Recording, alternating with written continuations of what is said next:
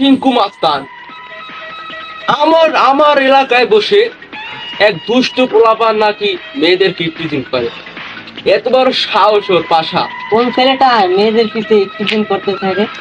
সারা ছাগলের ব্যবসায়, ছাগল ব্যস্তে ব্যস্তে তার মনটাও ছাগলের মতো হয়ে গেছে। এবার এখন তার কি করতে হবে, তাকেও ছাগলের মতো বিসিরিতে তুলি হাসি বানাই দিতে হবে। বুঝতে পেরেছো? হ্যাঁ আমি পারবো।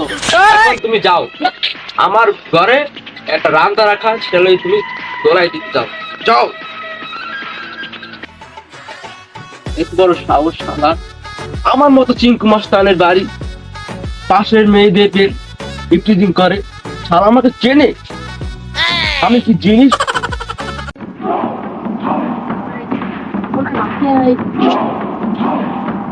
আজকে বসের কথায় ওর বিসি তুলে আজকে ওকে ছাগলে পরিণত করবো যাইয়া।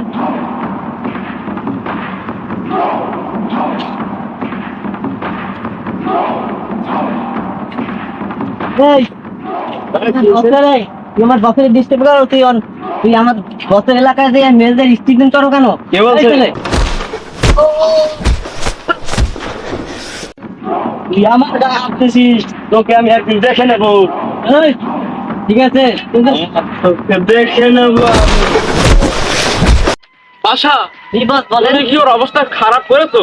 হ্যাঁ ওর অবস্থা আমি কেটে ওকে খাসিতে পরিণত করে। ঠিক করেছো পাশা, ওদের মতো অসভ্যদের এইটাই লাগে।